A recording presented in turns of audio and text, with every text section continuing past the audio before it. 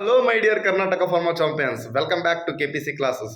So yes, specially for Karnataka Pharma students ಗಾಗಿ pharmacist ಕನ್ನಡಿಗರು batch 2026 ನಾವು ಲಾಂಚ್ ಮಾಡಿದ್ವಿ ಆ್ಯಂಡ್ ಅಡ್ಮಿಷನ್ ಡೇಟ್ ಬಂದುಬಿಟ್ಟು ಫೆಬ್ರವರಿ 28th ಲಾಸ್ಟ್ ಡೇಟ್ ಇತ್ತು. ಬಟ್ ಸಾಕಷ್ಟು ಸ್ಟೂಡೆಂಟ್ಸು ಕಾಲು ಮೆಸೇಜ್ ಮಾಡಿಬಿಟ್ಟು ಸರ್ ಸ್ವಲ್ಪ ಡೇಟ್ನ ಎಕ್ಸ್ಟೆಂಡ್ ಮಾಡಿ ನಮಗೆ ಇಂಟ್ರೆಸ್ಟೆಡ್ ಇದೆ, ನಾವು ಜಾಯಿನ್ ಆಗ್ತೀವಿ ಅಂತ ಭಾಳ ಜನ ರಿಕ್ವೆಸ್ಟ್ ಕೂಡ ಮಾಡ್ಕೊಂಡಿದ್ದೀರಾ. And because of your request as ನಾವು ಸ್ವಲ್ಪ ಅಡ್ಮಿಷನ್ ಡೇಟ್ನ ಎಕ್ಸ್ಟೆಂಡ್ ಮಾಡಿದ್ದೀವಿ. ಮಾರ್ಚ್ 10th ನೀವು ಅಡ್ಮಿಷನ್ನ ತೊಗೋಬೋದು. ಓಕೆ.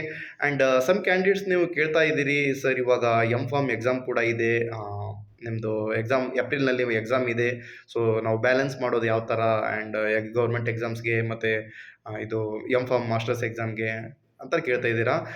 ನೀವು ಮಾಸ್ಟರ್ಸ್ನಲ್ಲಿ ಜಾಸ್ತಿ ಆ ಥರ ಏನು ಫಾರ್ಮ್ ಥರ ಪ್ರಿಪ್ರೇಷನ್ ಮಾಡೋದು ಓದೋದು ಏನಿರೋದಿಲ್ಲ.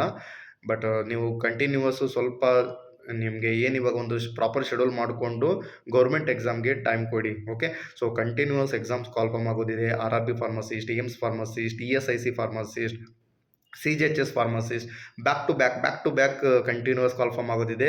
ಸೊ ಪ್ರಿಪ್ರೇಷನ್ ಸ್ಟ್ರಾಂಗ್ ಇದ್ದರೆ ಡೆಫಿನೆಟ್ಲಿ ಎಕ್ಸಾಮ್ನ ಕ್ವಾಲಿಫೈಡ್ ಮಾಡ್ಕೋಬೋದು. Okay. And specially pharm candidates ಯಾರು ಕ್ವಾಲಿಫೈಡ್ ಮುಗಿಸ್ಕೊಂಡಿದ್ದೀರಾ, ನೀವು ಕೂಡ ಪ್ರಿಪ್ರೇಷನ್ನ ಸ್ಟಾರ್ಟ್ ಮಾಡ್ಕೊಳ್ಳಿ. ಸೈಮಲ್ಟೇನಿಯಸ್ ಇವಾಗ ಏನು ಫಾರ್ಮ್ ಮಾಡ್ಕೋತಿದ್ದೀರಾ ಆ್ಯಂಡ್ ಫಾರ್ಮ್ ಮಾಡ್ಕೋತಿದ್ದೀರಾ, ಫಾರ್ಮ್ ಮಾಡ್ಕೋತಿದ್ದೀರಾ, ಎಲ್ಲರೂ ಕೂಡ ಪ್ರಿಪ್ರೇಷನ್ ಸ್ಟಾರ್ಟ್ ಮಾಡ್ಕೊಳ್ಳಿ.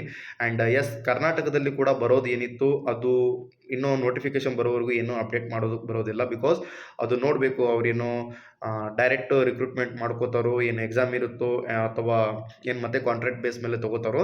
ಬಟ್ ಸೆಂಟ್ರಲ್ ಗೌರ್ಮೆಂಟ್ ಅಂತೂ 100% ಬರುತ್ತೆ. RRB pharmacist, EMS pharmacist, ESIC pharmacist, CGHS back to back ಬರೋದಿದೆ. ಓಕೆ. ಸೊ ಪ್ರಿಪ್ರೇಷನ್ ಮಾಡ್ತಾ ಇರಿ. And if you are interested ಕೋರ್ಸ್ನ ಆದಷ್ಟು ಬೇಗ ಜಾಯಿನ್ ಆಗಿ. ಓಕೆ. ಸೊ ಸ್ಪೆಷಲಿ ನಾವು ಕರ್ನಾಟಕ ಸ್ಟೂಡೆಂಟ್ಸ್ಗೆ ಅಂತ ಲಾಂಚ್ ಮಾಡಿರೋದು. ನಾವು ನಿಮಗೆ ವಿತ್ ಕನ್ನಡ ಆ್ಯಂಡ್ ಇಂಗ್ಲೀಷ್ನಲ್ಲಿ ಪ್ರತಿಯೊಂದನ್ನು each and everything exam point of ವ್ಯೂಯಿಂದ ಹೆಂಗೆ ಓದಬೇಕು, ಯಾವ ರೀತಿ ಕ್ವಶನ್ಸ್ ಫ್ರೇಮ್ ಆಗುತ್ತೆ, ಸೊ ಎಷ್ಟು ನೀವು ಟೈಮ್ ಯಾವ ರೀತಿ ಕೊಟ್ಟರೆ ನೀವು ಕ್ವಾಲಿಫೈಡ್ ಆಗ್ಬೋದು ಅನ್ನೋದು ಪ್ರತಿಯೊಂದು ಈಚ್ ಆ್ಯಂಡ್ ಎವ್ರಿಥಿಂಗ್ ನಾವು ನಿಮಗೆ ಗೈಡ್ ಮಾಡ್ತಾ ಹೋಗ್ತೀವಿ. ಓಕೆ. ಸೊ ಮತ್ತು ಏನಾದರೂ ಡೌಟ್ ಇದ್ದರೆ ಕಮೆಂಟ್ ಬಾಕ್ಸ್ನಲ್ಲಿ ತಿಳಿಸಿ. Okay. Thank you so much.